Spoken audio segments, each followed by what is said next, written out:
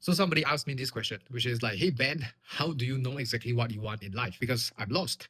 And I look at her, I replied, I said, actually, you don't. And I know this sounds weird, right? But hear me out. So what happened was that as I was growing up in life, I was always constantly trying to find out like what I want in life, right? Like what's that purpose, what's that North Star, and what's direction I should have or should take in my life. And I realized it's so hard to find out exactly what you want. It's so hard to have clarity in terms of like what kind of life you want to live. Do you like this house? Do you like this car? What kind of like partner you want, etc. I found that the easier way for me at least is to find out about the things that I do not want. I try a ton of things, right? I went for internships, I went to try a ton of food, I went to try out a lot of, like I went for dates, etc. And I realized that as I go through so many of these things and I keep trying, it became very clear to me what are the things that I do not want. What are things that I totally hate, my dislikes, those things that I do not want. If you flip the opposite of that, gives you a better idea of like probably the things that you want. The analogy for this is instead of finding a needle in a haystack because it's hard to find. The easier way to find a needle is to remove the haystack, right? Remove anything that might not seem like a needle to you. And by the time you try it, you remove it, you probably have